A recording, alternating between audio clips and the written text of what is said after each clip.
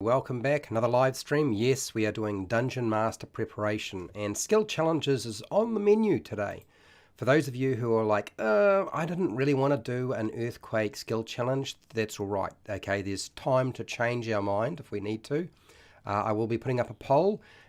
Just like with everything, I do a presentation with slideshows.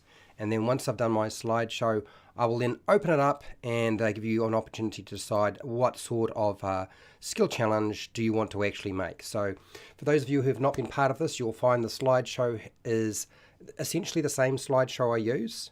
Then I do some Q&A after the slideshow, and then we actually build together a skill challenge. I'm going to suggest the earthquake because I feel like you'll use the earthquake quite a lot.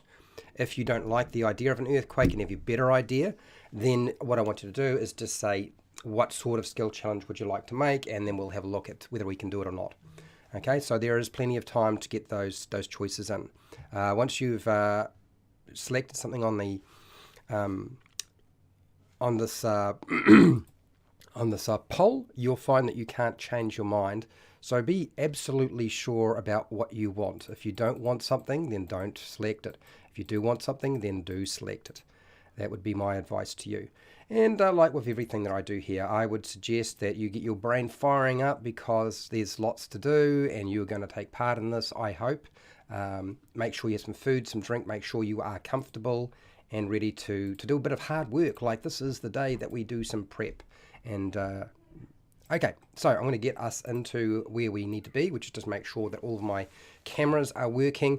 I was showing you the 4E Dungeon Master Guide, and this is the second one, where they reviewed and revised some of the stuff they said about skill challenges. Now, 4E skill challenges won't help you for the current version of the game, but it will help you start as a starting point. Okay, all right. Let's get cracking, shall we?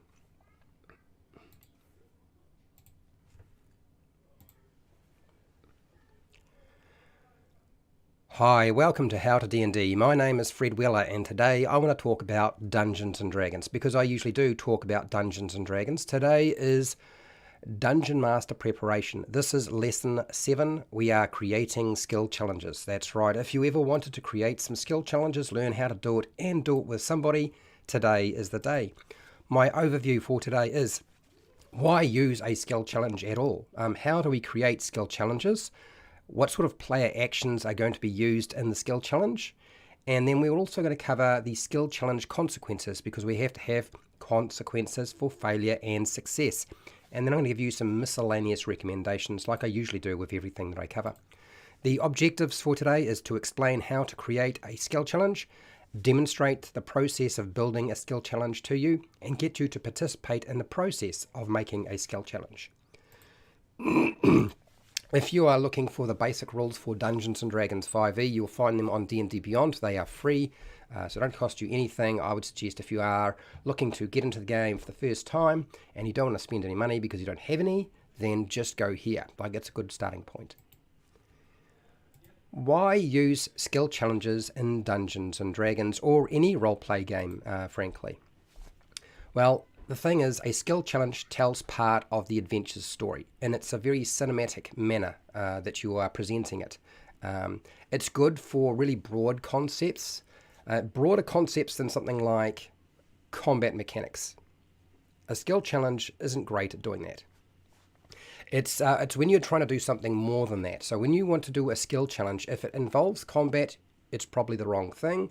You're trying to do something more. If it's just casting a single spell, you're probably not using a skill challenge. And if you're needing to make a single dice roll, you're probably not doing a skill challenge. A skill challenge is usually a series of events, and there will be some dice rolling possibly involved, not always, but there will be some decisions that have to be made. Skill challenges are good, as I said, for action scenes, large-scale battles where it would be impractical to lay out a great huge mat or table with an army here, there, and everywhere, and they're really good for creating traps. I also find they're very handy for creating natural hazards. So if you want to duplicate the nature of a natural hazard, you could use a skill challenge for that as well. If the skill challenge doesn't have enough scenes or events to overcome, then it's better not to use the skill challenge or to make adjustments to what you have so that you do have enough scenes. I always recommend between roughly 3 or 4. Skill challenges don't work well as combat encounters, as I said, but they also don't work well as a puzzle. I know they've been used as social interactions in the past. During 4E, they were the worst type of skill challenge, in my opinion. I recommend not using a social interaction as a skill challenge. And researching an research exercises where you're trying to learn information. Skill challenges, again, is not really very suitable for that. A single dice roll is more than appropriate. Social interactions, if you're going to use a single dice roll, that's great, but I think you need to look more at just role-playing that process, because there isn't enough role-playing. There's a bit too much dice rolling in some of the games that seem to be presented these days. But not every table's like that anyway. How to create a skill challenge. There are some basic processes that we need to look at. Design your skill challenge with a series of narrative events. Very important. It's either a narrative event or it's a narrative obstacle for the player character to try and overcome. Define a clear goal for the whole skill challenge and each stage. So you need to have consequences for success and failure at each stage with regard to the individual success and the group success, if that actually comes into play at all. Try to involve everyone in the skill challenge with group checks. So if there's a dice roll required, try to make sure that everybody has to make a dice roll. And if they're not making a dice roll, they have to do something. Otherwise, you'll get a few player characters with high skill modifiers that will dominate the entire thing, or you might find a situation where people decide to opt out and not participate, and we don't want that. Don't let long skill challenges come into play. I know it's tempting to use many different stages, and that's actually not a wise idea. I think they reviewed, and the advice that the designers had when they were looking at skill challenges for 4E was between 3 and 4 events or obstacles or stages was more than sufficient. I would suggest stick to 3 or 4 group checks maximum, or 3 or 4 stages. Arrange different consequences for failure at each step of the skill challenge. And the overall skill challenge, as I just mentioned. These can be, and the types of consequences you could include if you wanted to into the game, are as follows. The loss of hit points, very obvious. Losing hit dice. You could lose spell slots. Gaining a condition. Exhaustion is very rarely used, so you could use that. Or a story-related consequence that isn't mechanical and related to the character at the numbers level. So you can just have story elements that are consequences as well. Events or obstacles that could be or will end the skill challenge should be placed at the end of the skill challenge. So whatever event or obstacle you put into this skill challenge, if it's going to end the skill challenge, you need to make sure it's at the end. If you have too many events or obstacles that would end the skill challenge completely, you need to remove them completely. Otherwise, they're just going to undermine the whole process, and you kind of wasted your time. So that is the how to create a skill challenge. The player character's actions in a skill challenge. How do they determine what's going to happen? Now, we don't have to spell out everything for them. Like, we don't have to figure out everything in advance, but it's good to have a starting point. Explain that the players need to state the action their character makes, not just pick a skill check to roll. In fact, you don't even need to tell them that they're in a skill challenge. That's actually not important. I know some people like to do that, but it's not important. Try to use different skills and abilities in the skill challenge if you can, but you don't have to avoid the same skill in sequence if it makes sense to the story narratively. If you find that this part of the skill challenge narratively would make sense, that they make 2 athletics checks one after the other, then that's all right. If they're going to make 2 different types of knowledge checks one after the other, that's all right. It's wise to allow secondary skill checks or aspects of your character to be coming into play. So there's secondary skill check. You're going to use these to gain advantage or to apply disadvantage to the future rolls. Bonuses and penalties to the main group check could be applied as well, because you can include, by doing a secondary skill check, and you don't have to have them, but it's wise to have some aspect of that, you can include a wider range of potential skills than you would be with the primary skill check, but also you can use knowledge skills. And often knowledge skills get left behind in a skill challenge. And I know you're thinking, well, Fred, why did you just say that we should avoid research style skill challenges? Yes, you should. But knowledge checks do take a part of the game, and even in an action scene. So it's still part of the process. You just need to apply it in a different way. Skill challenges don't have to include an ability check or a skill check necessarily, although that is the default. Okay, by design, everybody sees a skill challenge as a series of skill or ability checks, but it's not necessarily having to be run that way. You can try something like a saving throw or an attack roll if you're using dice, or you could involve no dice rolling at all. It's actually perfectly fine to do something like that. Class and race features, spells, magic items, clever ideas, smart use of mundane equipment can all result in success or failure in some way. And you might even want to apply automatic success or potentially replace a skill check for one of these things that the individuals can do, and possibly for the entire group check, depending on what somebody is doing. You've got to be careful with this, but it's still a very useful way of thinking about it. I know a lot of people do not realize, okay, I can actually use a class feature, a race feature, a spell, a magic item, a clever idea, or smart use of mundane equipment, or just a particular action, and that doesn't even have to have any dice rolling involved at all. It does happen. It can happen. You can use that. You can use that as a building block. Be wary of players trying to get success for the whole group check with a single high skill check modifier. I've kind of said this already. And this tends to be what a lot of people do is they target the individual who's the best at that particular task in terms of mechanically, and they get them to do everything. You don't want that. You want everybody involved. So that's not going to work. That will certainly mean that at least one person's likely to be successful, but not everybody. Okay, now that we've covered what sort of things the player characters can do, skill challenges have consequences. They have consequences for individuals. They have consequences for the group. I don't want you to be married to the skill challenge being failed overall with a set number of failed checks, even if that's the usual method. Okay, I know that is the usual method that you are informed in terms of how a skill challenge works. This is Dungeons & Dragons 4E mechanics. But it will break the narrative sometimes, or it would break up the action scenario. Any time that you find that the skill challenge and following those set number of failures is actually going to break the narrative of the scene and your adventure and what you're trying to do, eliminate it, ignore it completely, and just go with the narrative, go with the action scene itself. If a player chooses not to take part in the skill challenge, as I said before, I want you to count that as an automatic failure for an individual check, and it will also count towards an automatic failure towards the group check.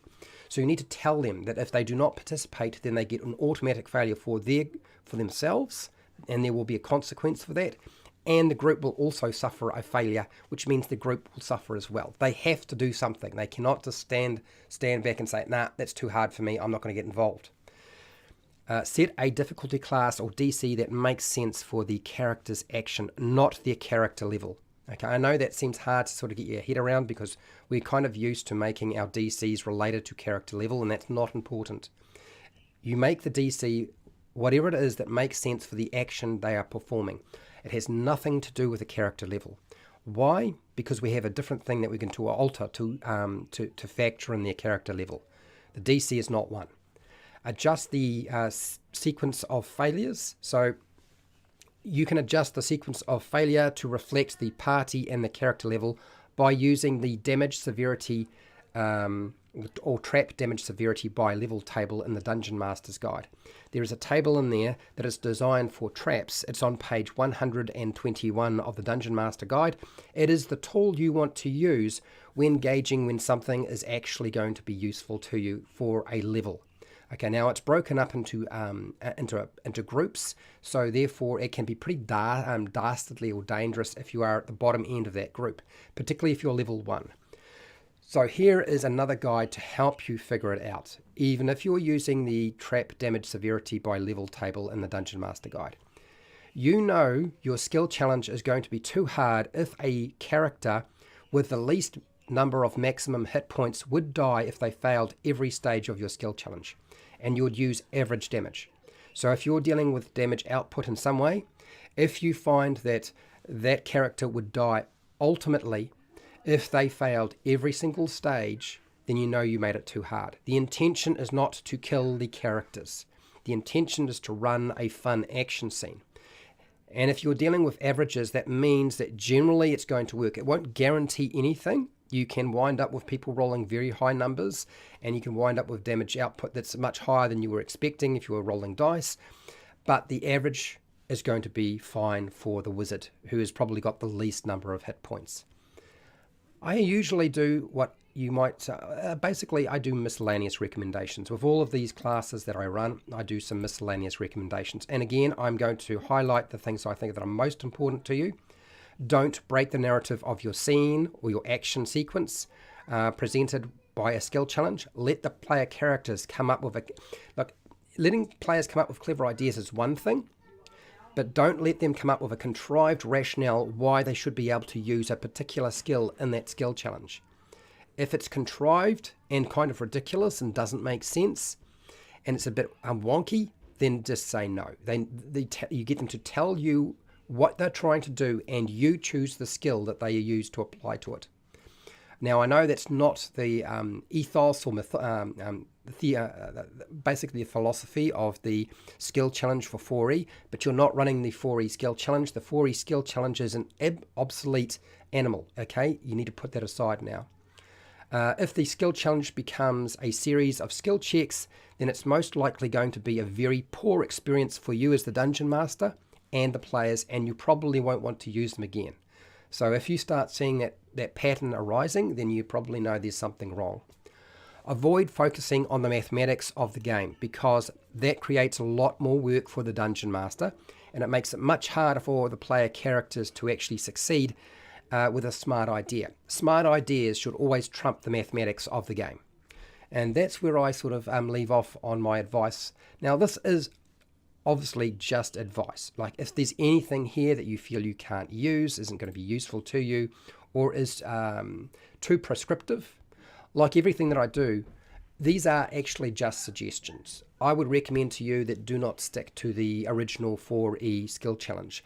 You want to go with something a bit more updated, something that was actually at the tail end of its development, and this is kind of where they were going.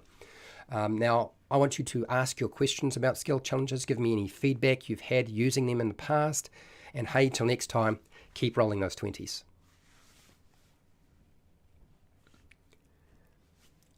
Okay, I'm not gone. Let's go do some Q&A, and then we will rock on in and get on with actually making our skill challenge for today. I apologize for my kind of croaky voice. It's a little bit rough right now, I have to say. I'm finding myself struggling continually. It's like it never seems to end. Frustrating. Very, very frustrating. But anyway, let's have a look and see what we've got here. Now, let's also have a look at the poll before I start going through the chat. We've got 9 votes. We've only got 33% who said yes to an earthquake. Just watching, 33%. Undecided, 22%. No, 11%. So that's not a very definitive answer, which is a shame.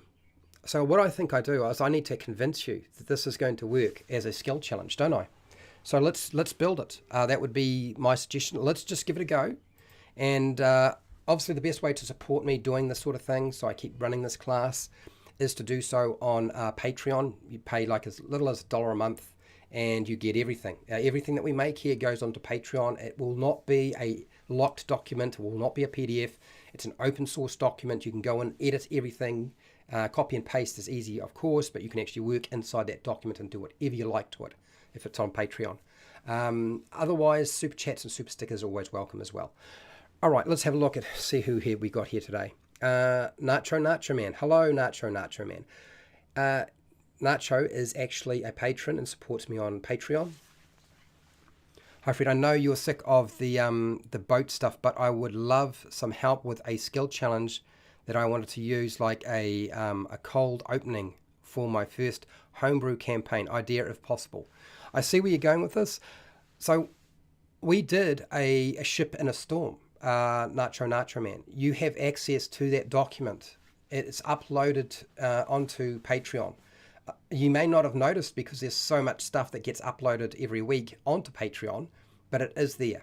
Okay, and if you can't find it, just go into the search bar, which you'll find just underneath on the main page, and type in skill challenge, and it'll spit out everything. Okay, you'll get all of them and all the information that I've ever done on it. But I will go with the earthquake if that's yeah. Well, I think people aren't sold on the idea. I get the understanding, but you will use this. You can reuse the earthquake so many different times. That's why I've suggested it. It's nice and generic,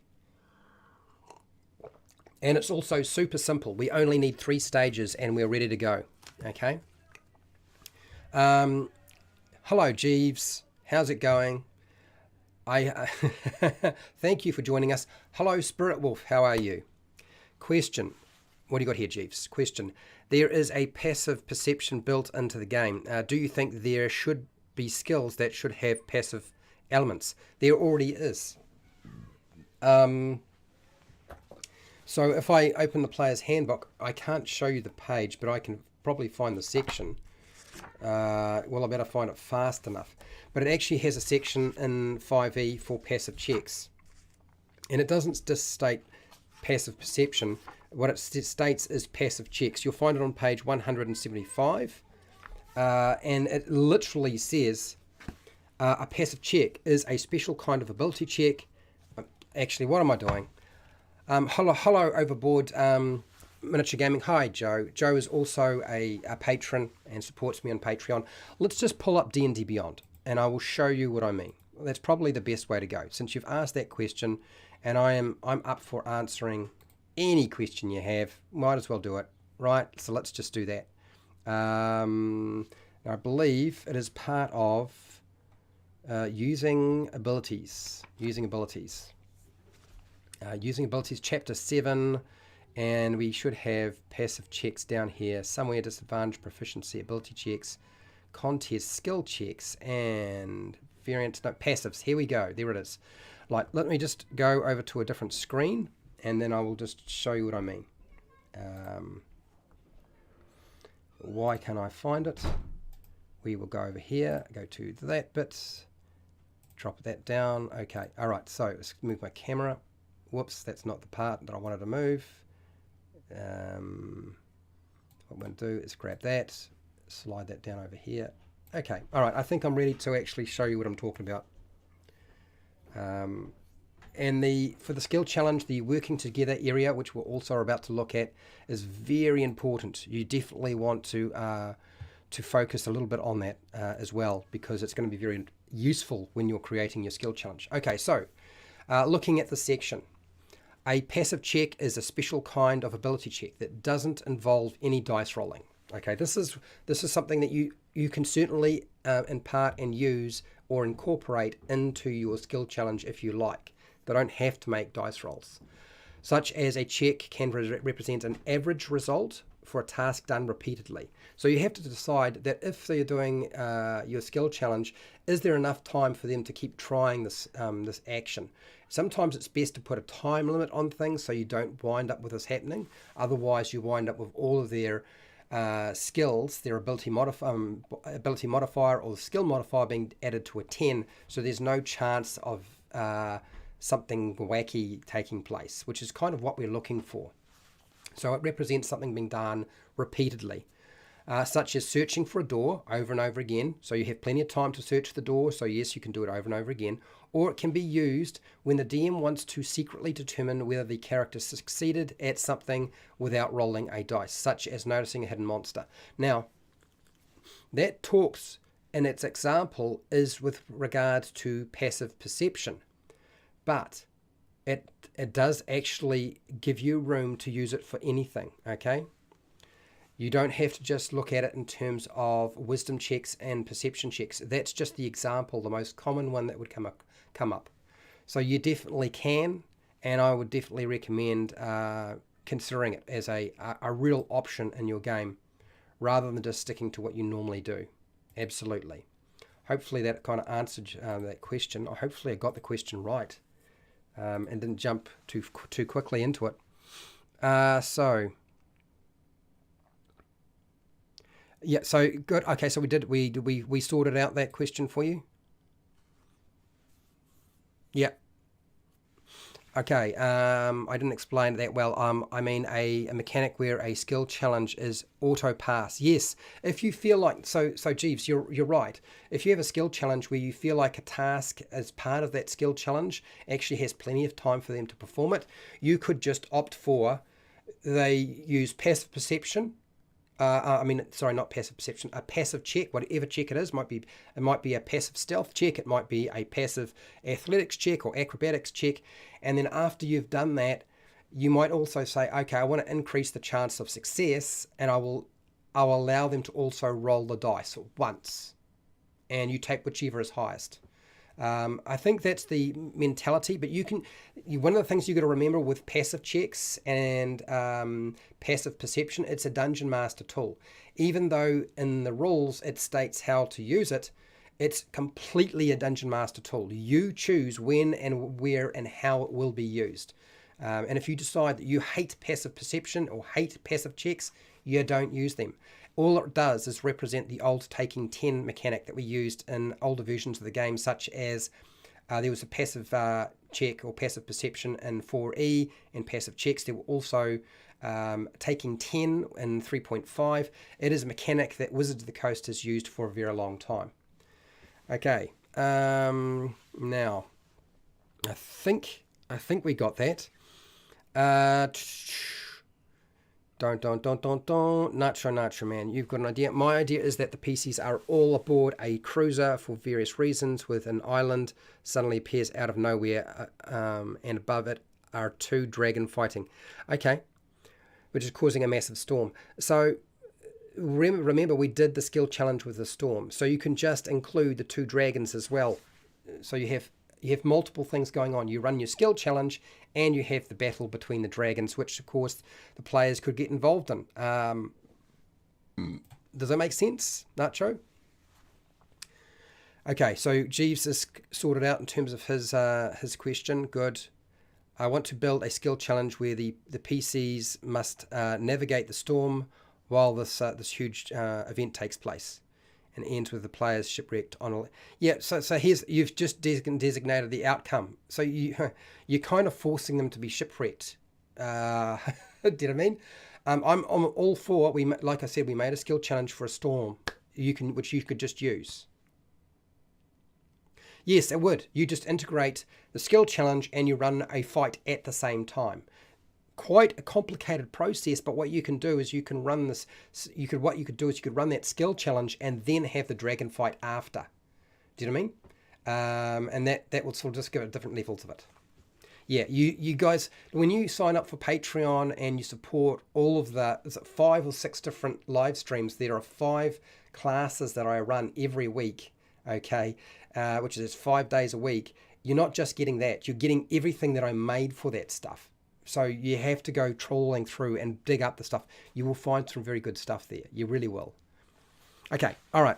So I've covered that. Let's build a skill challenge, people, because otherwise we'll run out of time, and I don't want to. And you need to remind me when we get to an hour that I need to go and take a break.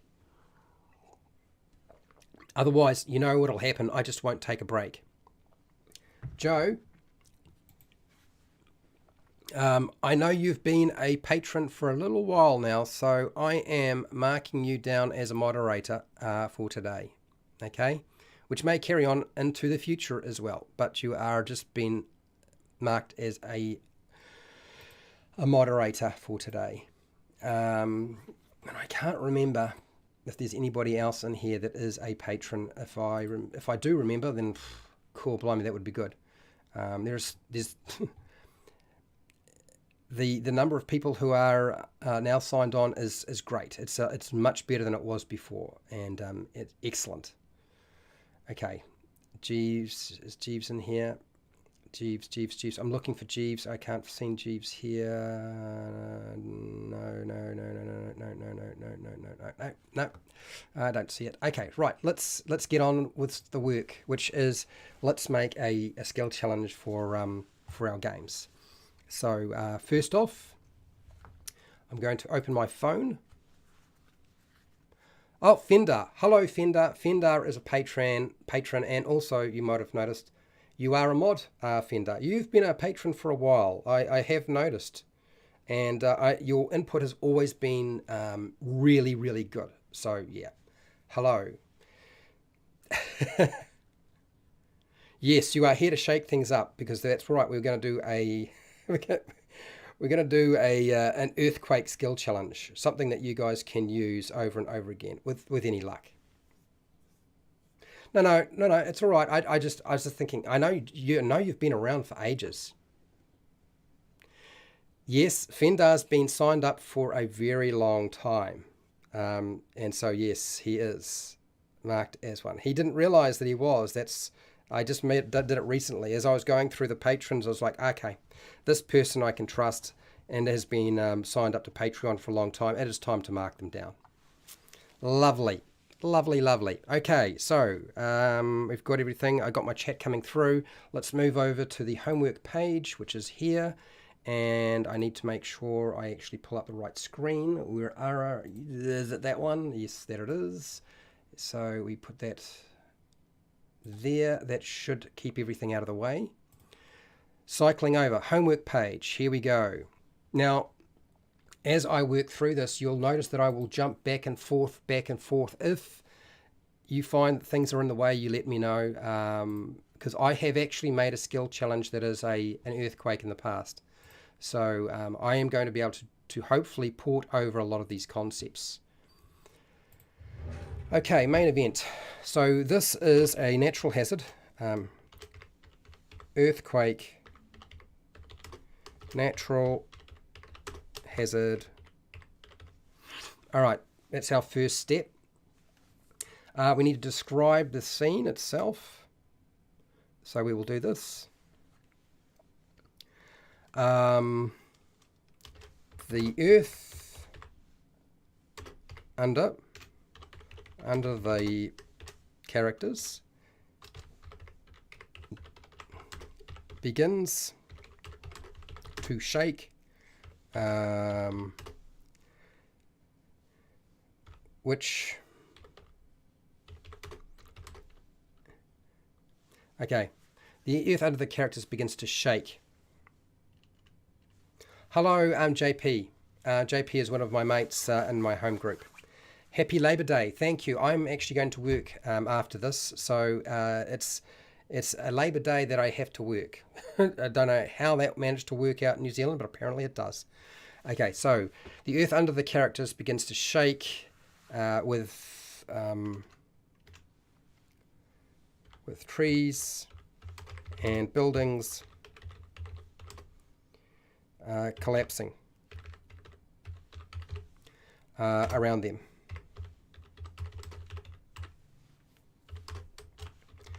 The shaking becomes stronger over time, causing creatures to flee and fall prone. Okay, what else we want to do here? Why is that buildings collapsing? Collapse around them. That's better. Okay, so what else do we want to do? So what I've done, well, the reason I've put in trees and buildings is if it is set in a sort of a wilderness, then we're going to be using trees. You might have to swap out trees if you're in, say, if you decide to have your earthquake in a cave, then you'll have to have rocks falling or something like that. Where does the earthquake occur? Is there a possible risk of an avalanche, falling structures as well? I've got here, my normal process is to have 4 different scenarios, okay? But we're only going to create 3. This is one time where I feel like you only need to create a few. And the scenarios that I'm going to suggest in a second are the following. We want to have falling trees or buildings, and we want to have some trapped humanoids or creatures that are trapped underneath trees or buildings that they have to be rescued. And then we want a crack in the earth to open up. That would be our last stage. You do not put the crack in the earth at the very beginning, okay? That is the last thing we want to do. So I think that covered most of what we needed to do with it. If I've made any mistakes, I'll let you know. Dinomancer, hello Dinomancer. Dinomancer is also a patron and supports me on Patreon. Welcome to the party. So let us put in the first one. I think let's start off with the most natural of scenario, which is that there are falling trees, buildings, and that's our sort of our workaround. The earth shakes violently and violently causing trees, buildings, and buildings and what? Buildings and what else can we have falling? Plumber cracks or was it cranky cracks? Yeah, could be. Rocks. Rock slides. Begin. Okay. So, what does that mean?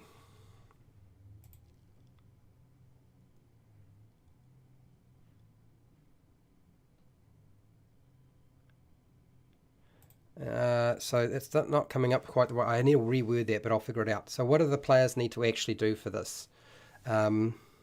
The characters need to avoid being crushed by falling debris. Okay. So that is what we're trying to deal with. That is our first scenario.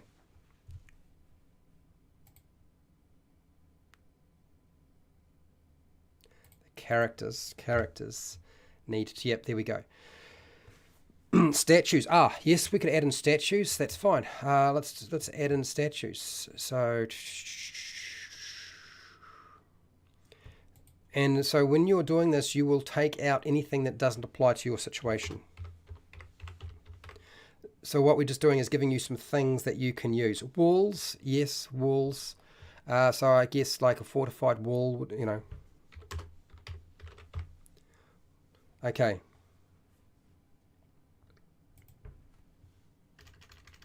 Occur. Come on, we got it. All right. So, Dinomancer, earthquake. I am a second-time survivor from Christchurch. What do you want to know? Oh, Dinomancer, I'm sorry to hear that, mate. If this is too close to home, you let me know, because I know that's no joke. So what we're doing with our earthquake scenario is we're going to start off with falling debris. That's our trees, buildings, statues, walls, rock slides occurring, statues, walls, yes, got all that. So, and then you got to avoid being crushed. So we're going to have some skill checks. Suggested skill, yes, here we go. Athletics check, run, climb, past debris, survival. Okay, good. So there's a couple of different things we can do here, and we will. So what I will do is I will take out this. I'll drop us down, and you have suggested a whole bunch of ideas. So the next stage that I will put in, and I'm going to just mark down your suggestions here now. Athletics. And we'll make a list. Remember, we want alternatives as well. It's not just about rolling dice. It has to be, we have to be looking at something else. Survival. And did you have acrobatics? Yes, I thought you would.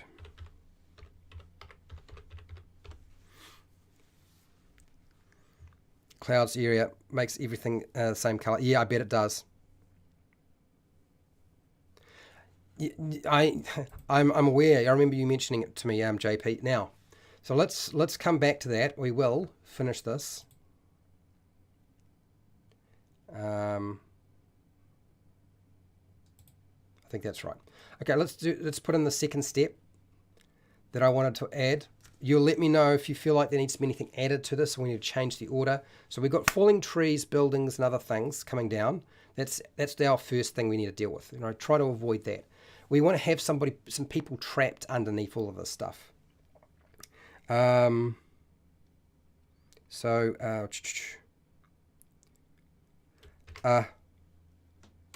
Number of large structures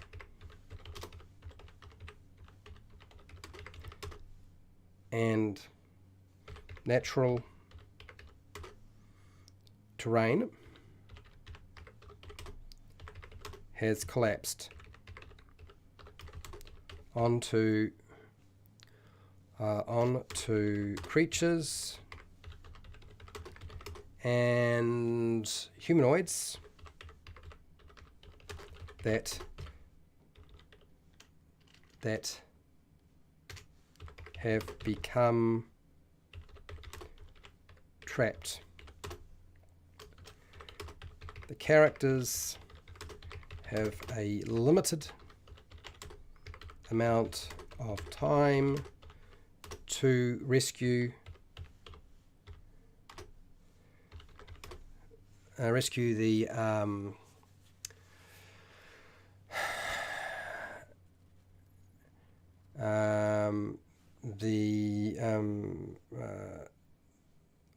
victims before the major quake hits. Okay, so we are giving them an opportunity to hopefully be heroes and save the day. That's what we're trying to do here. Okay? And the last one is the crack. Okay, so what do we got here? You guys have typed in a few things. Landslide, claustrophobia, yes. Now, Fender, maybe cast shield spell. Yes, I like it. Can win sometime, give advantage to the next character. So I actually think casting the shield spell should just be automatic success when trying to avoid being hit by stuff. That seems like we've done that before. Why not do it again? Casting the shield spell. Shield. Did I get it right, Fred? Shield spell. How do I get this? Casting the shield spell gives the character protection from falling terrain and objects granting automatic success. Why do we do that? Because we're getting them to use a spell, so it's perfectly fine. Never worry about giving them automatic success when you're burning up their spells. Okay, so Fender, very good idea. Let us make sure we get a number beside that. And I think I will just bold underneath there. And we will separate this a little bit. So that will be there, that'll be there. And we will pump that in there. Cool. All right, so we're doing all right. It's coming along nicely. Do I want that to be italic? No, I don't. The other bits are fine, italic, but that's not what I want italic. I want it bold. Okay. And that there is going to be bold, not italic, underline, drop it under. No, that didn't work. What do I do? Whoops, still didn't do it. I have technical problems with my my typing today. So here we go. So we're doing all right. Dust in the ear makes it very hard to see. Yes, it does. Breathe, yes. Absolutely. Drop and cover and hold, yes. Okay. So so we're going to put this under survival. Survival.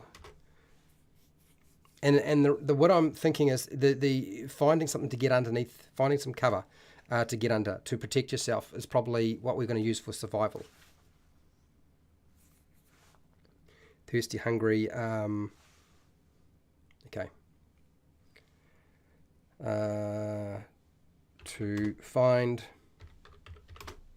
a strong doorway, table or structure to use as cover from the falling objects. Okay, we'll come back to that, but good, we got that. Thirsty, hungry, disruptive of magic fields. Disruption of magic fields. I'm not sure what that's supposed to do. Torches falling off things. Yes, setting fire to stuff. Yep, that will certainly cause a lot of chaos. Calming others. Yes, holding your breath. No idea that there's odorless gas gas leaks. Oh dear. Yeah, you're talking about the gas lines. Changing waterway direction. I'm not sure how that's supposed to work. You have to evasion. The rogue's evasion skill can be used. Yes, it can. Good point. JP, nice one. We're going here to alternatives. Rogue with the evasion class feature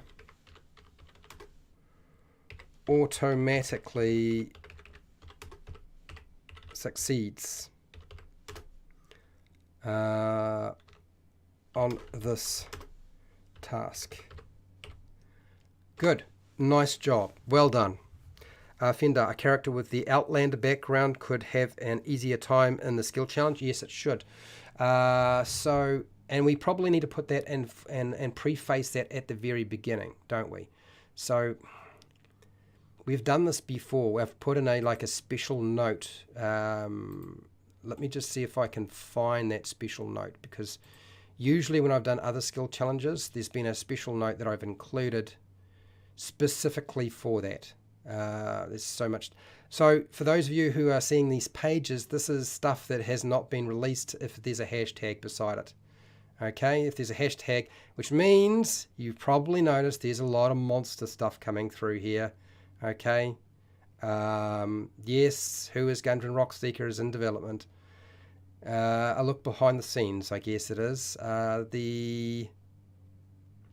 I think that is where I wanted to be. Special help notes, that's what I wanted to do. Copy. We will go back over to here. We'll drop that down. I'm going to plant that. Oops. Paste. Do that. I need the special note. Where is it? Here we go. Special help notes. A lot of this I think is very similar to what we had before, so we were just going to port a lot of that straight over. Paste it. Any character that seeds no, that's not what we want. Applying it. Okay, here we go. Now, apply advantage to a D20 dice roll when a character receives help. That we were going to keep. If a character, no, that we don't need that one.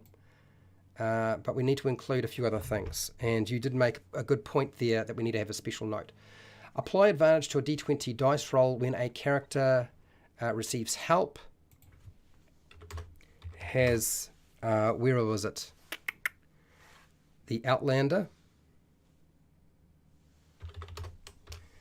Outlander background. Background.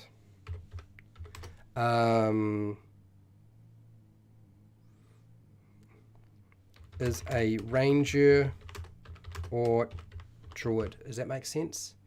Ranger and druid. Ranger and druid. I'm pretty sure that I think it would make sense to allow them to have advantage on the D20 dice rolls because they would know more about earthquakes than are frankly probably everybody else. Yep, I think that's fair enough. Outlander background is good. The survival skill as well. Background is proficient. Proficient in the survival skill. I think we have given the special notes all the attention that they needed. Now, some of you are probably thinking, why do they not even have to make a dice roll? They just get advantage. But we have specified quite a few different things.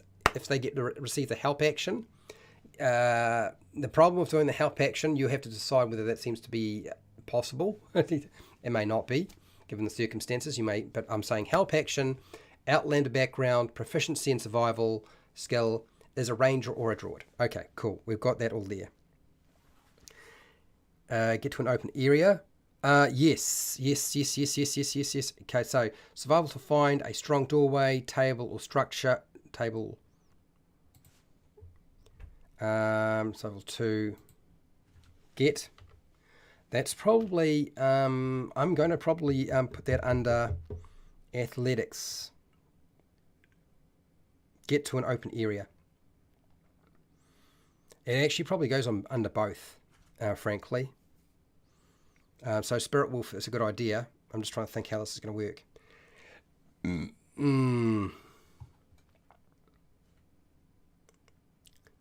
To get to an open area. To get to an open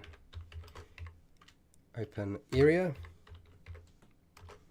Or find a strong doorway, table or structure to use as cover from the falling objects. Okay, so we've got that. Okay, a fighter with interception could do wonders to save people from, they could. Anyone with nature or history still might have an edge on how to react.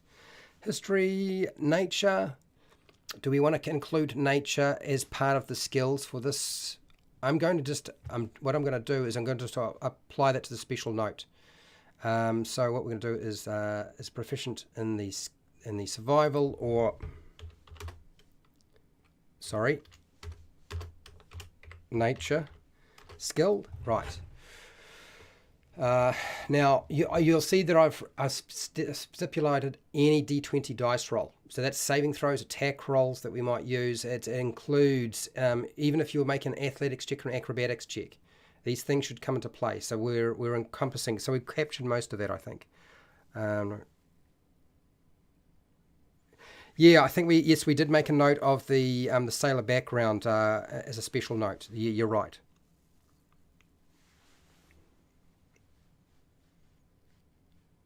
Yeah, Spirit Wolf. I feel like magic can counter magic. So I mean, would make it quite a lot more complicated and very hard to sort of adjudicate as a dungeon master. I feel like that's something that you'd have to impart yourself, Spirit Wolf, rather than me put into this document. Creatures would flee in the seconds before shaking starts. More than likely, but it doesn't matter. They're going to get out of range. Would a dwarf stone coming be useful in this scenario? Oh, okay. Possible escape routes, I think we will add that as well. Why not? Skill stone coming. The dwarves stone cunning feature. Yeah, we'll add that.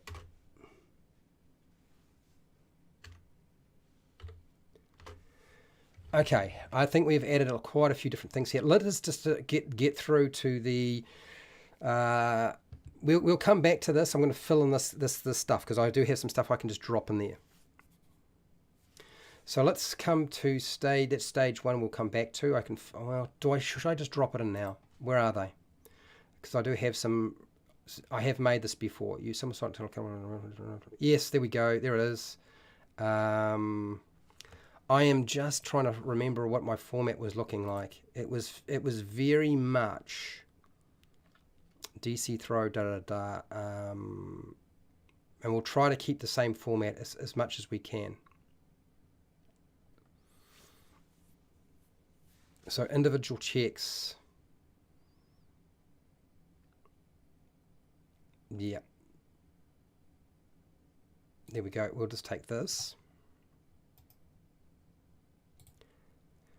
Saving throw. Do I want to use a saving throw? I do kind of want to use a saving throw. So we will port this over. So I'll copy, port this over to here. Which one was it? It was the... No, that was the what? That was the saving throw. We will put that underneath the others. These are things that you would just react to. A character can try to avoid the falling debris. Characters can try to avoid the falling debris. I think that's what we wanted. Yep. As they dash across the space with a dexterity saving throw of DC 15. I think that's fine. So I wanted to add in a dexterity saving throw. We've got one. So you know what to do with. Trem sense. Yes. Let's apply that to our special checks. That's the advantage side of things.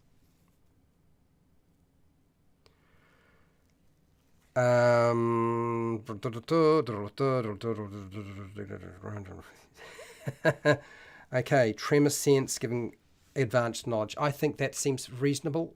Special notes. Tremor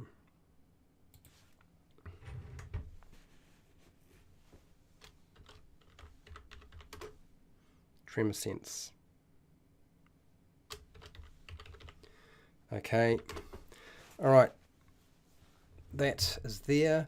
Right, now I need to port over from here what I had.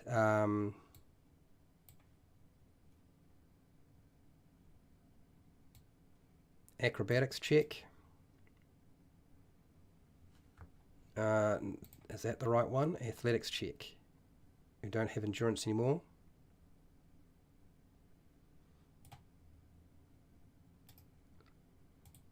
Copy. So let's just go in. Oops, wrong place.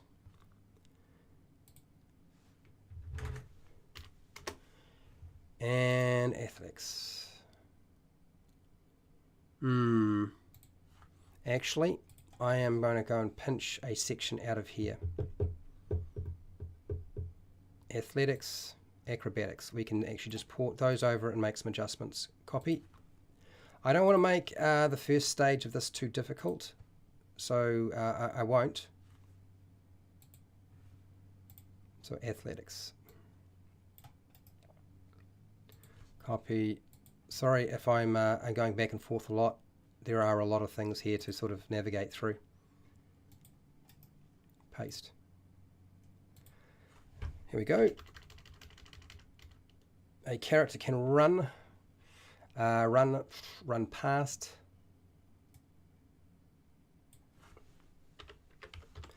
the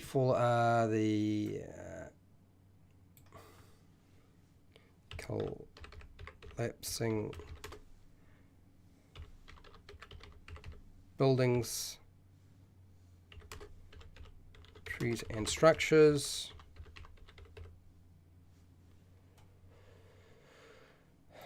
And we're going to get the DC with structures with a athletics check of DC. Now I don't want to set it that high. That's too much. We're going to set that as make that a 20. I want something to happen. would also have damage done because of their sense. Yeah. Break time. Is it already break time? Okay, let me just put in the acrobatics thing, and then I will leave you guys with some homework while I go off and do other things. You guys done a really good job of building up the special sections stuff. You really have.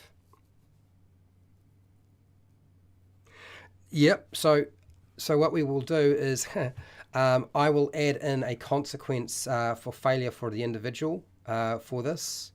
But let me just put in a acrobatics check. Copy. And we'll put in the acrobatics check. Like so.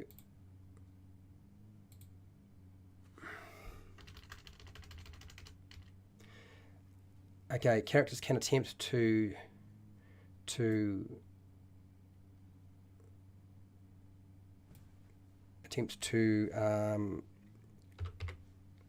sum, assault, and tumble out of harm's way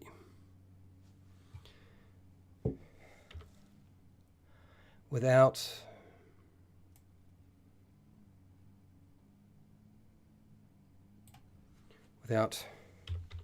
being hit by debris.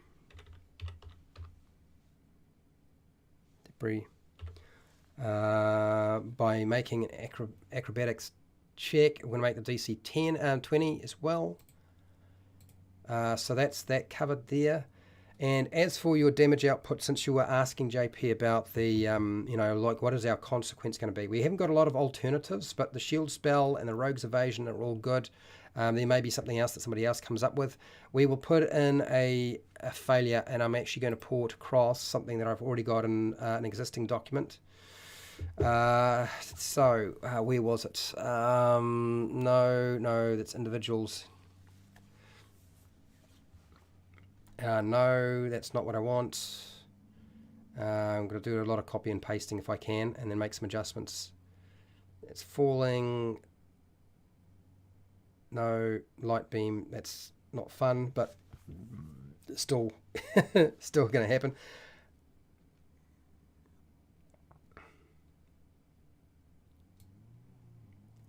Okay, that's what I want. So I'll take that bit, and we'll go over here. And we will go into here. Actually, we will just go straight underneath, because I'll have to come back to it. Paste it. And the group success we'll deal with later. You may find in this case that you don't need to worry so much about group success and failure, and that individual success and failure might come into play more. But that's, we can work this out. Characters that fail to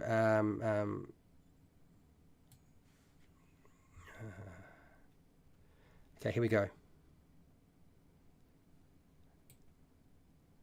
Okay, characters that fail to avoid the falling debris. Fail to avoid take a setback worth of bludgeoning damage. That's the only thing we need to change.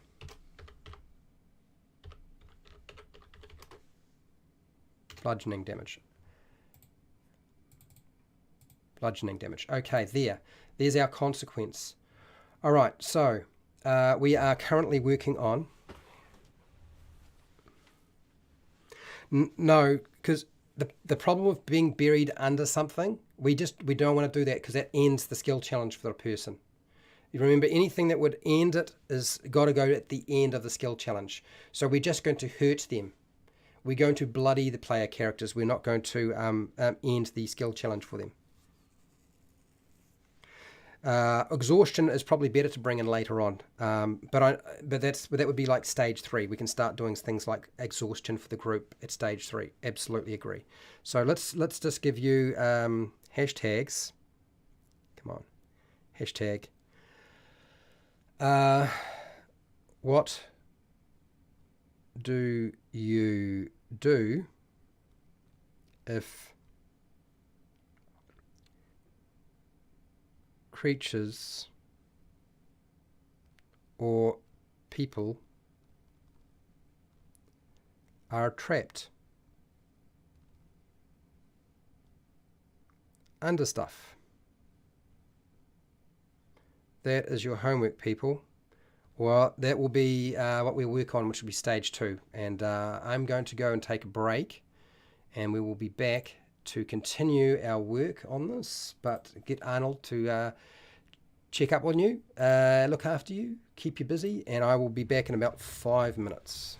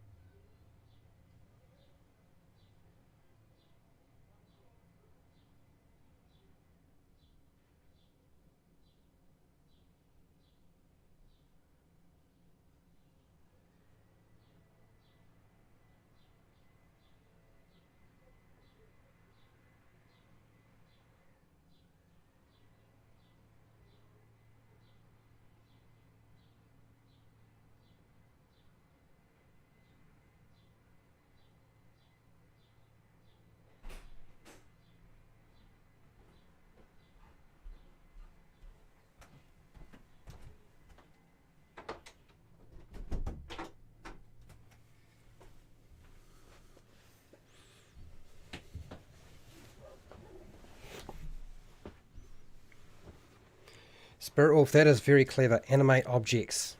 That would certainly move rubble out of the way.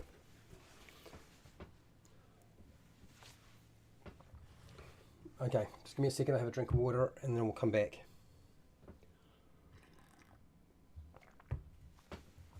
Okay, where is it? Here.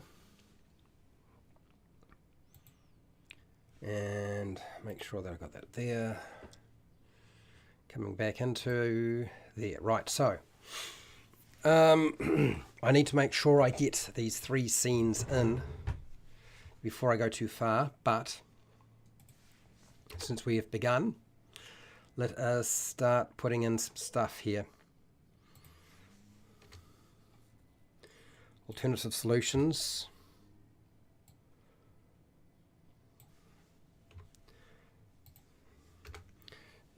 Okay, here we go. So, welcome back. Back we go. Let's get to work.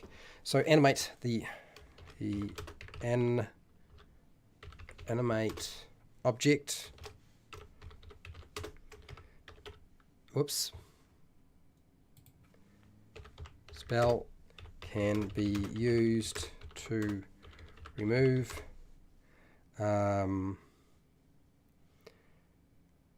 rubble from trapped creatures quickly, and we're going to grant automatic success. So you'll see, you'll see every time I do this, I'm always trying to encourage away from rolling the dice, and we reward not rolling the dice and doing something else like spending spells, using up class features that are limited. We want to reward them big time for that. Granting automatic success. Okay, that works out nicely. We'll go there, no. Here we go. We'll go bold, underline. Dropping down. Just organizing things a little bit. Scenario is, I can't remember how I formatted the last one. No, it was formatted that way. That's fine. Okay, underline. Okay, so falling. Okay. Onto. Try to lift the rocks up. Yes, strength check. Absolutely, we can use a strength check. I think actually I would go with strength or athletics. Do you know what I mean? Now the reason the reason being is that it actually takes skill to lift something heavy. It's not just about muscle, it's actually about skill as well.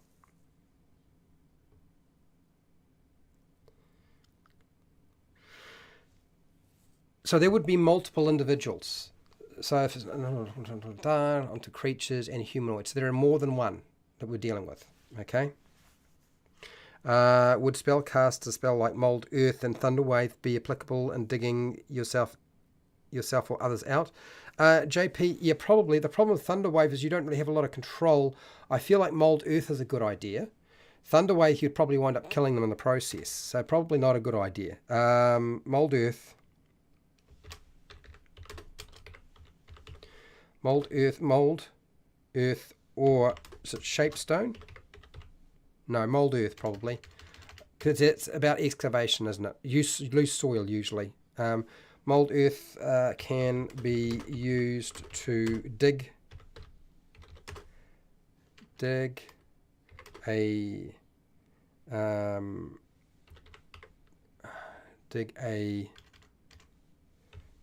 victim free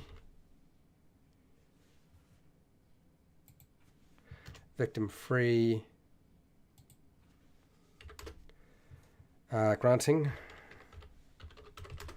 automatic success. Oops. Okay. Leverage. Yes, also leverage. Can another character grab something and use leverage to remove debris? Well, yes, that would be the help action. So, so let's go under. Let's get a skill check that is a strength check in this case. Something that will allow us to actually strength athletics check, I think is appropriate. So I'm going to do just a quick copy and paste. Individuals, somersaults, acrobatics. Don't think that it's going to work, but this here, no, that's not the one I want. That one there.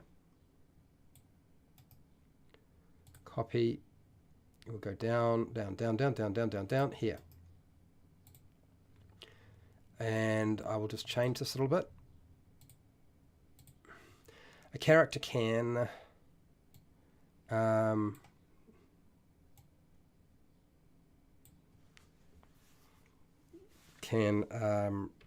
remove structures from a trapped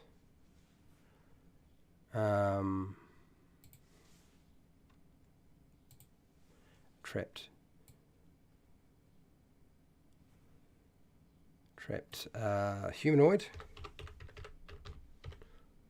with an athletics check of DC. We're going to make that a lot easier. Okay. In brackets, using a pole pole, crowbar, now what else have we got here?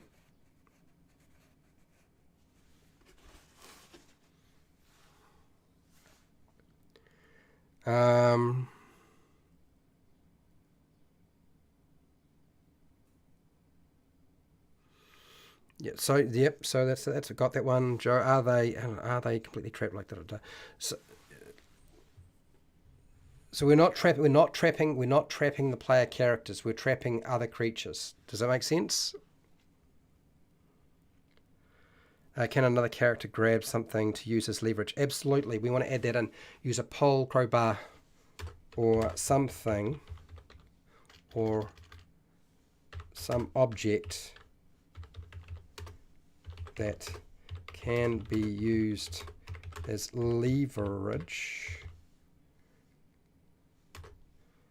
Gives advantage on the dice roll. So we've added that in. It's now there.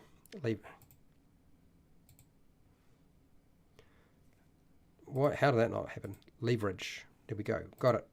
Next. Whoops. Lost that.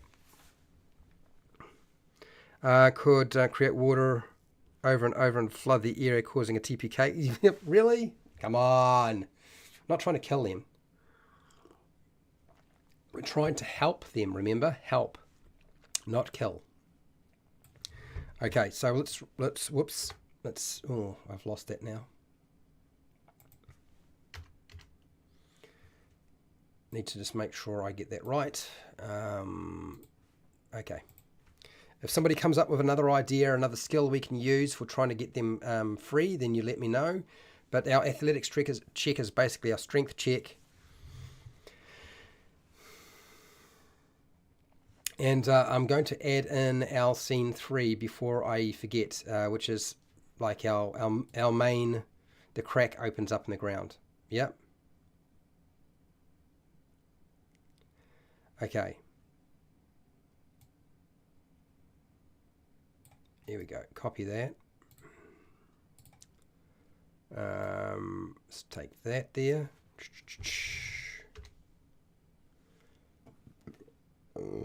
Pardon me. What is this?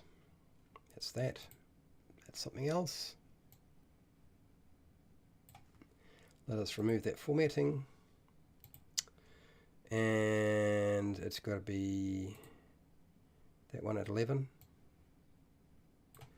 At 11, where is it?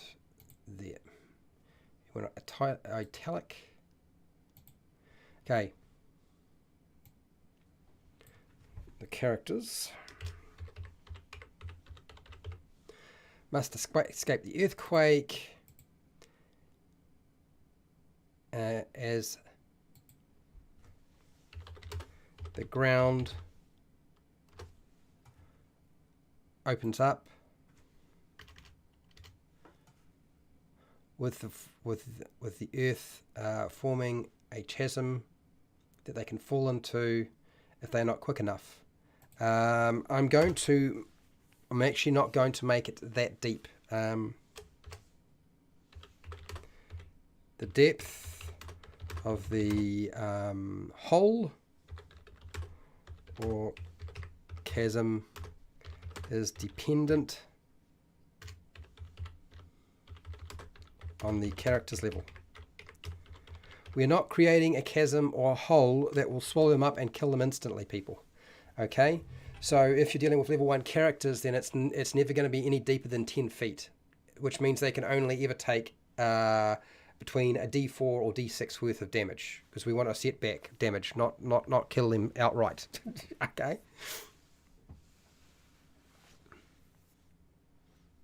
Right, so for those of you who are still here and wondering, well, what the heck is going on, Fred is working his way through this. We're getting there. We're going to remove scenario 4 because we don't need it.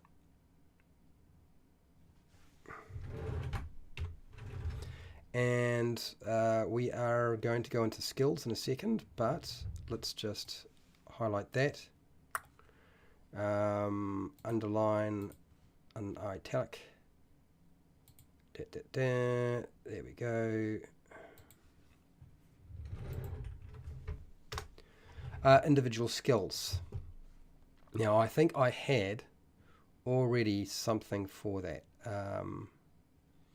that I can drop in. So we're going to use those now, and then you guys will add whatever you think you can add. So remember, we have our final scene will be falling into a gap in the earth. If that makes sense. This is all for, so you need to ignore a lot of the stuff that I'm showing you here. This is all 4E stuff, which is not going to help you in the slightest. Okay, so let's do this one. Copy, paste. So we're going to do a somersault, cartwheel, or roll, do some tricky maneuver to avoid falling into the crack in the earth. Okay, so that is nice and simple. That's for acrobatics. Clear formatting. Make it this one here. That's that one. Make it italic.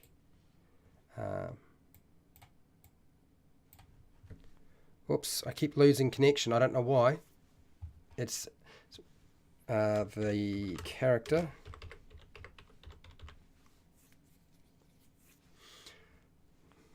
Can somersault, cartwheel, roll, or do some tricky maneuver to avoid falling into the crack in the earth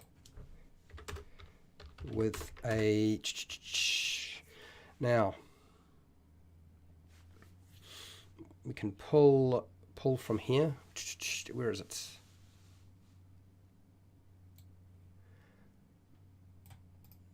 We will go cut, no copy, strike down. Where is it? That's the animate earth one. That's the one I want. Paste. A druid would be able to use their level 2 shape, a wild shape ability to assume the form of a mole or badger and dig their way out. That's actually very clever. I like that. We're going to give this acrobatics check a. Do we want to make that very, very hard? Do we want to make it a very hard task? Yes, we are. We're going to make it a 25. Now, you're probably thinking, whoa, that's a lot. But remember, setback damage. Okay, we're going to do setback damage for our consequence. We're not trying to kill them. But let's go back. I think you're right, JP. That would be very handy to use that for the digging out process. So, there. So that is our acrobatics check. We'll come back and do I got another one that we can include in here for the gap in the earth. But that's a very good idea. I like that. That's nice. So this was scenario 2 where there's collapsed stuff. So we're going to go to here. A druid could transform into a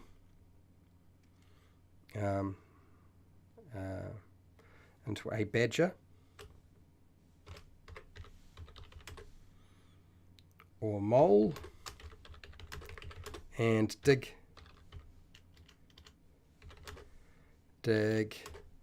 a humanoid free of the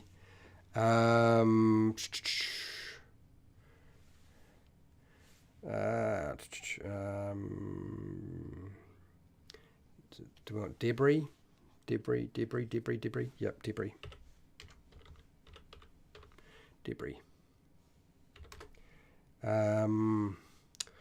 Now, this is actually an interesting process, and that is we need to probably add a spade.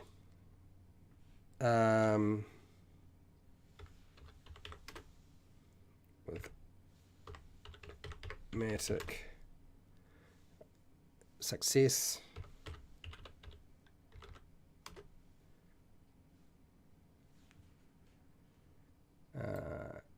We're going to go with granting. You don't get it very often, so we're going to make it so that it is an automatic success thing. So good one, JP. I like that. That's good. We've added in that. That's there. A character with a spade or shovel can attempt to dig a hole under fallen structures to help a creature get free. Now, what would digging be?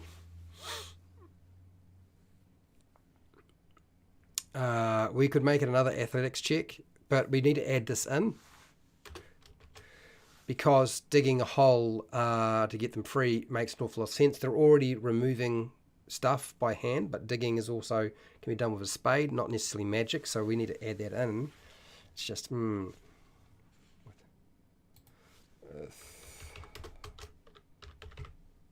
wild shape. Okay, so that's not too bad. We're looking pretty good. I haven't got that nailed down just yet, but we're on track. And now, if you're feeling a little bit lost, I totally understand. I'm trying to go quite fast. Yes, I did take a break, JP. Yes, digging is strength, but strength would also be athletics.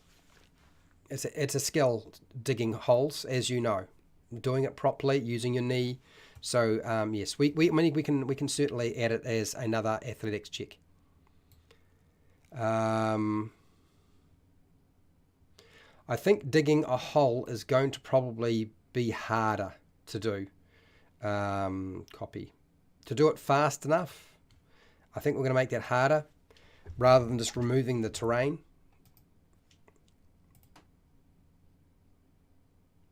Uh, 20.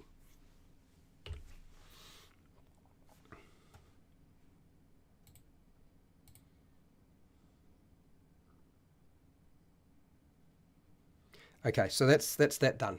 I think that's, I'm a little bit unsure what to do with this. I feel like that's kind of on the right track, but if anybody's got a better idea, let me know. Okay, so we were here, and I was working my way through the crack while you guys are working on how to get free of the terrain. Alternative solutions, we haven't got anything yet. And I need to do this. Pardon me. Okay, so what's next? There is another thing we can do if I remember right.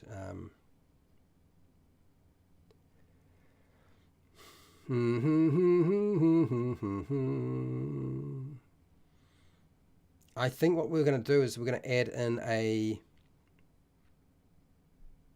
Do I add in another athletics check here? Do I add in or do I use it? We're going to put in a saving throw as well. So you can use both of them. You don't have to use... So when you see these lists here, people, please remember that you can alter these things. Like it's like a list of how you'd go about doing it rather than, it has to be done that way. That's not the intention at all. Okay. A character.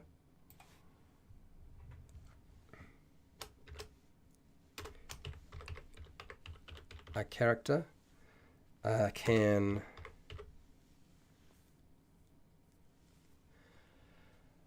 can jump clear, or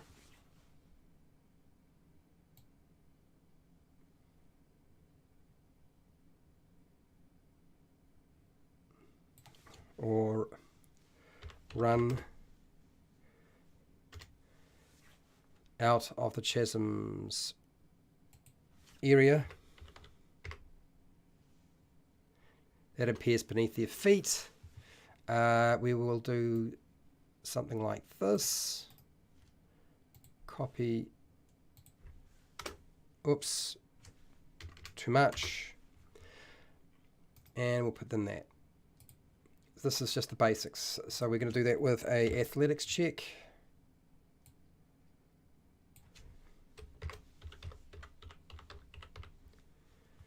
And we'll make it high too. Okay. We're also going to add in a saving throw here. So you don't need to use necessarily an acrobatics check or an athletics check. It appears to do. We'll also use a saving throw. So you can use either one of them, depending on, because you as the dungeon master decide based on what they say they're doing, how you adjudicate. Okay. So, looking back here, we had a saving throw. Okay.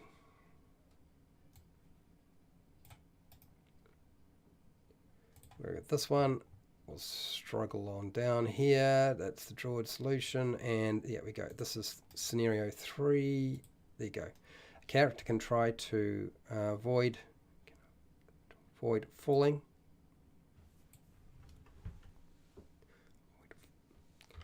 Falling in the earthquake's crack or hole.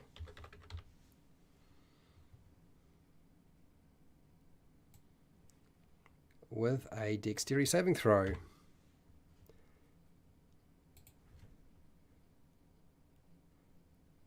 There. Well, do I want to set it as a DC? No, I don't. I actually want to set the DC a bit higher. Going to make it quite difficult, which means they're probably going to fail it unless they come up with a better strategy. So some alternatives to this. We'll come back to you. I already have an idea. A character who can fly or has who can fly can get can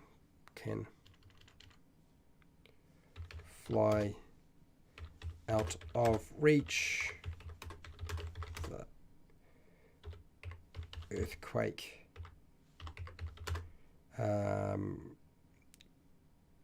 crack with automatic success. Fly tends to solve a lot of problems, as you will probably guessed. Okay. Teleportation, Misty Step, very good idea. Nice one. And that just burnt up another spell. So let us go here and put that in. Also fly and levitate.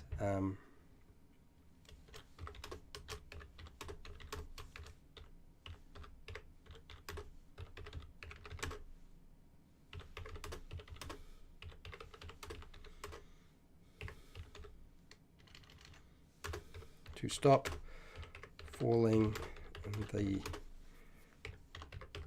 quakes hole. Chasm. That's that one. Levitate.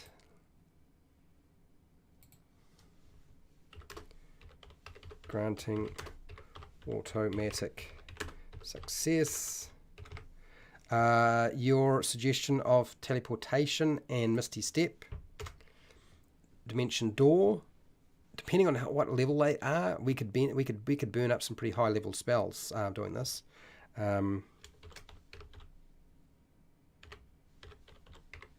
Teleportation, Dimension Door, and Misty Step. Can be cast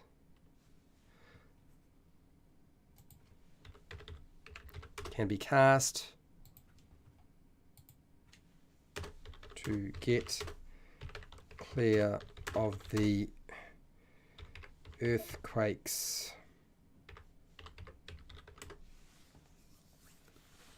hole.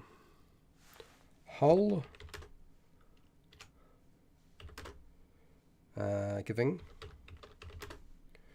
automatic success. The good thing is that teleportation, Misty, dimension door, these are all things, if they had them, they can literally probably get the entire party out clear. So you could wind up with one spell doing the whole lot.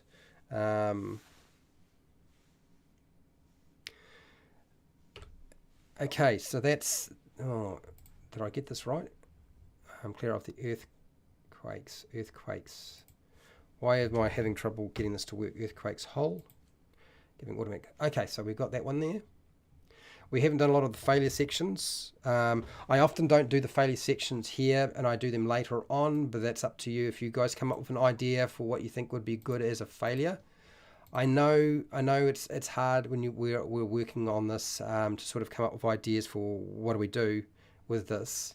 I totally get it. Okay, it's a big ask. Like, how do I think what? But the easiest way to consider this is like, okay, if you're given this a scenario and a situation, what would you just think in terms of what would you do?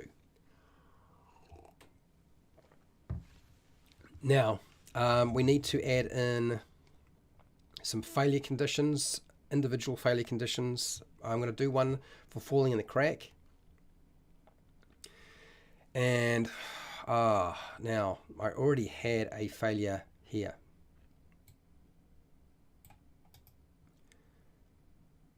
I'm not going to put in the success because it should be pretty clear what the success would be. We're going to apply exhaustion in many cases to the second scenario when you're trying to get people free. That is my intention. Okay, so group. Go. Let's put this in here. And copy. Sorry if this is looking like I am doing this without you, but yeah, if you guys are spider climb. Actually, Spirit Wolf, that's not a bad idea.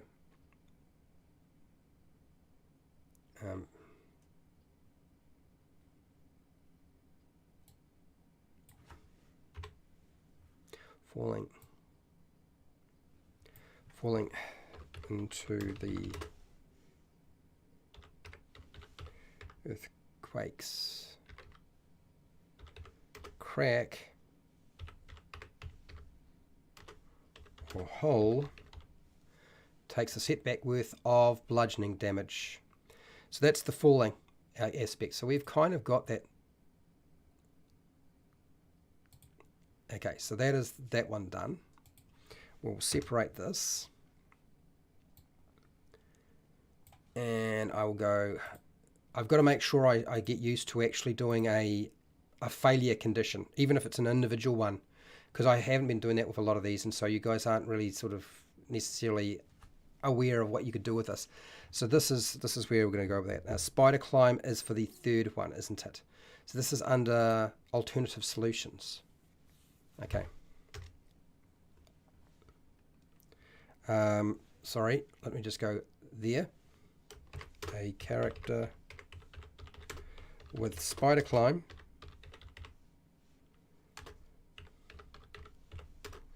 or the spell cast can grab onto the side of the earthquake's chasm and avoid falling in. That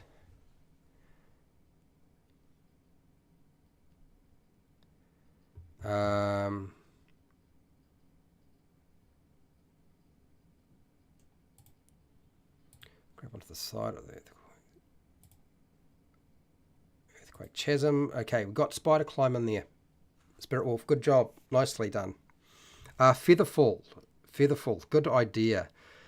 Misty the monk uses her slow fall. Hey, is there another class that has evasion other than the rogue? I'm sure there is another. Isn't there? Does the monk have evasion as well? I can't remember. If you do fall in, you may use feather fall, spider climb to eradicate. Yes, feather fall we need to include as well in terms of the falling one. Absolutely, I agree. The feather fall.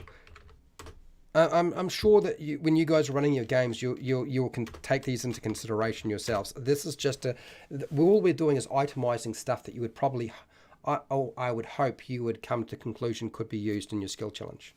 Do you know what I mean? Slow fall. Oh, monk's slow fall ability. That's a good point. Slow fall as well. Misty step spell. Can negate the falling damage of falling into the Crake's hole. Level 7. So if you have here, so at level 7, polymorph. Now you have to explain to me what we're doing with polymorph, Spirit Wolf. You need to give me a little bit more. Give me an idea. Just saying polymorph isn't going to be enough. So now let's just make sure I don't get this right. The monks. Slow fall ability can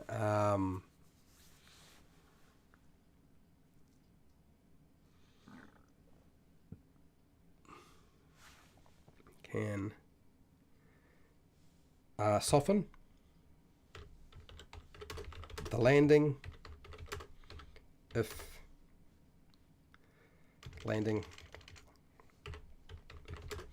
the character falls into the gap in the ground. Let's go. Reducing. We're going to just reduce damage. Reducing the damage, because it's going to do that anyway. But we'll add it anyway.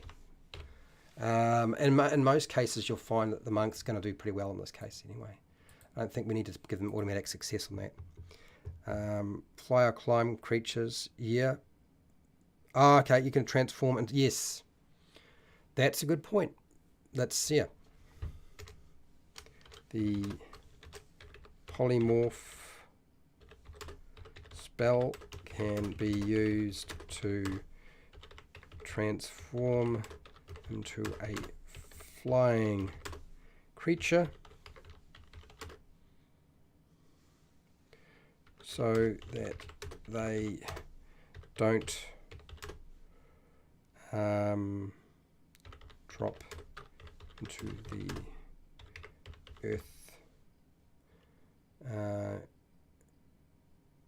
Earth's hole. Okay, that is there. Gaseous form. Man, you guys are coming up with a lot of alternatives. Look at it. It just makes the individual skill checks. You can see here why skill checks become undermined very quickly when you're playing Dungeons and Dragons. Like, it doesn't mean very much when you suddenly have all these class features and these spells. And it's not just spells, right? You can see that... Yep. Let's do this as well. And before we run out of time, I'm going to put in a consequence for the second stage.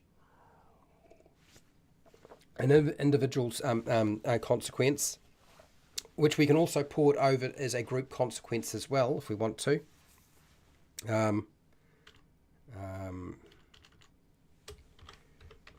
Using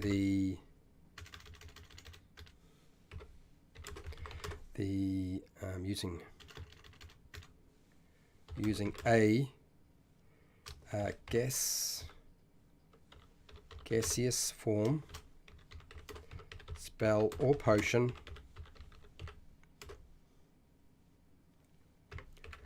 allows a character to not fall, and we're going to grant automatic success. Automatic success. So you can see what we've done is we kind of, to a large degree, we set it up so that rolling dice is actually not to your advantage. It's doing something else. And it's nice job, Spirit Wolf. Now let's go back. We've done a lot of the work. You'd be surprised, people. We have 3 pages of notes already, and we're not finished. Okay, so let's deal with our second scenario. Our second scenario is the trapped creatures and humanoids that we're trying to free. Yep. So we've got some individual ideas. We've got some alternative solutions. We've got a couple of them, which is fine. We're going to go down here. We're going to give an individual consequence, which is what I know you're going to need. So let's make that happen now.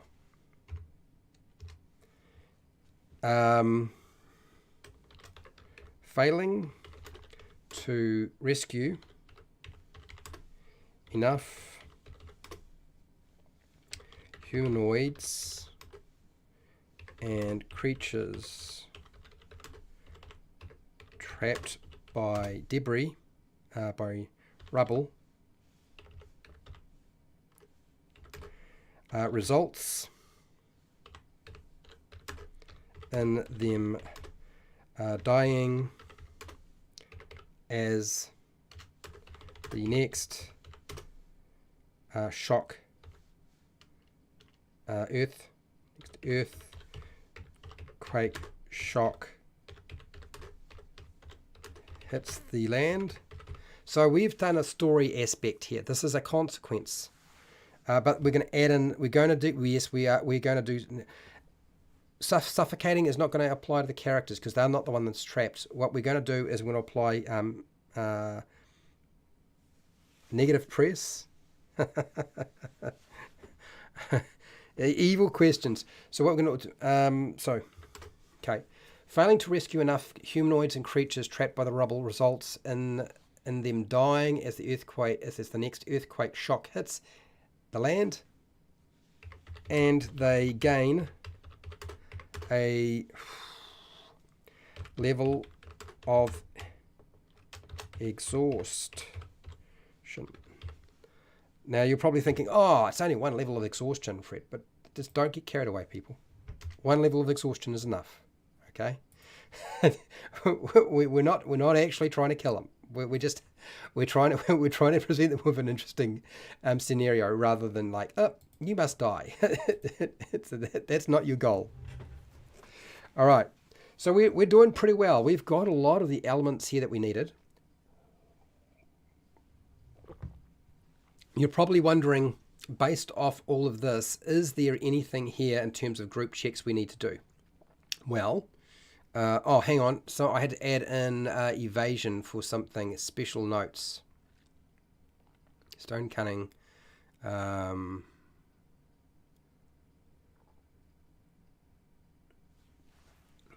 Where is it? This is falling stuff as an alternatives. A rogue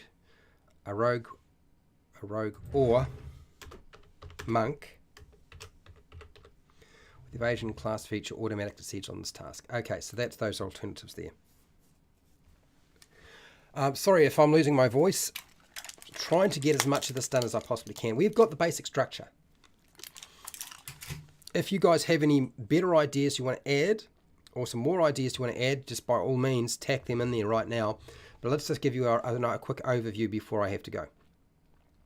So we have an earthquake natural hazard.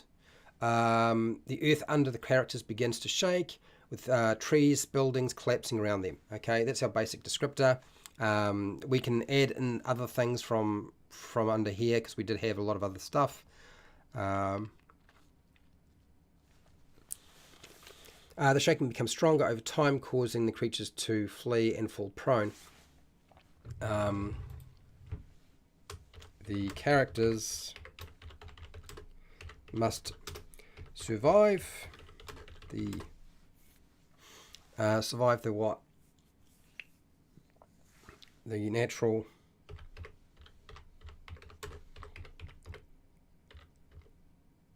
hazard and save as many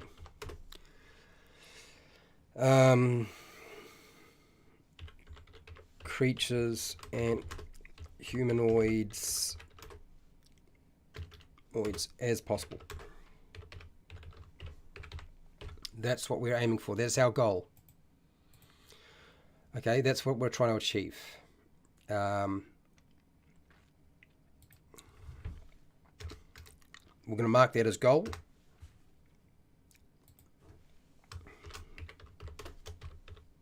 Main goal. There we go. And we will underline this, bold it. Okay, so we have special notes for where you get advantage. We've got our scenario 1 where the earth shakes violently, causing trees and buildings and stuff to fall, and the characters are going to have to try to avoid being crushed. That's noted there. We have our skill checks and some saving throws associated with that. We've got some alternative solutions, not a lot, but we've got a couple.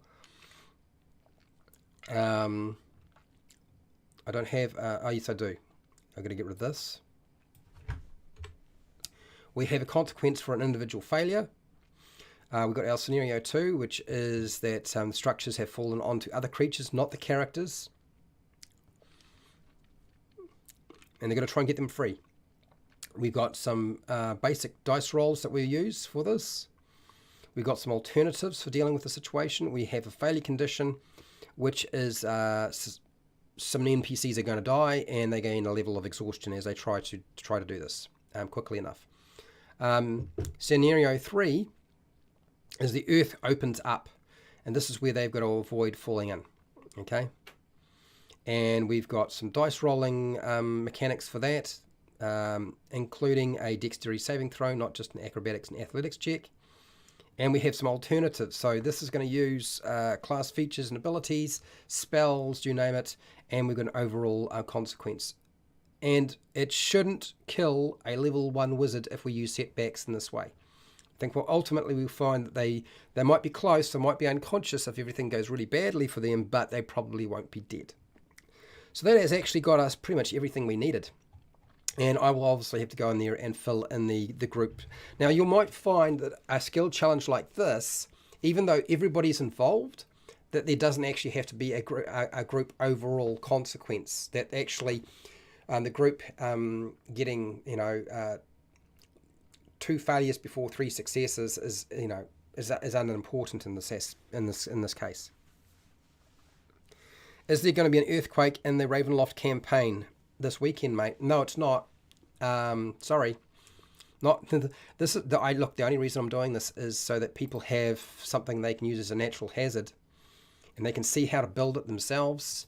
And now it makes running some of the natural hazards that you have sort of thought about using in your game, it actually makes them a bit more interesting. Like that's the reason for doing it.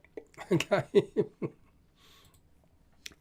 All right, so I know that was hard to sort of get your head around. I always know that when I start doing the skill challenge stuff, sometimes it's hard to sort of come up with ideas. Spirit Wolf, I didn't ignore what you were saying there. I just wasn't too sure what to do with those last little statements there. So, but you had a lot of good ideas that I did include.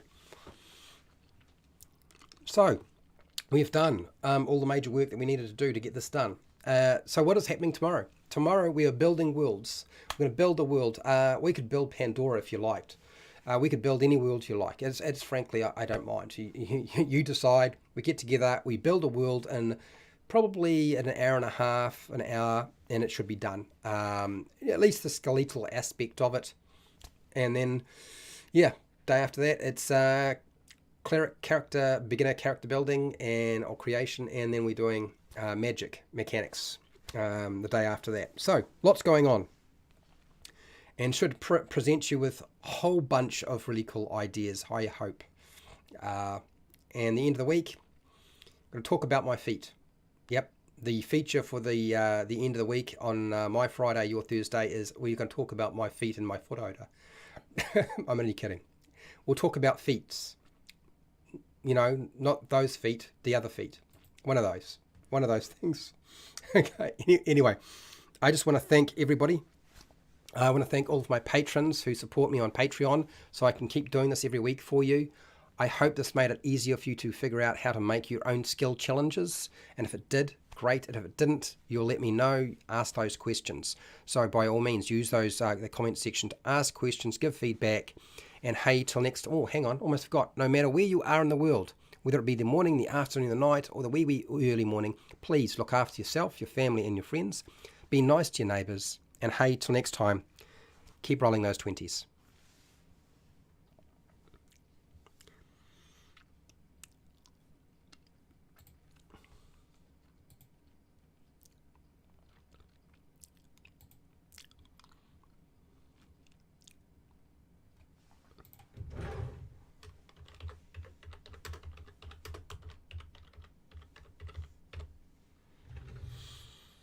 I'm glad you found it fun. That's the whole point.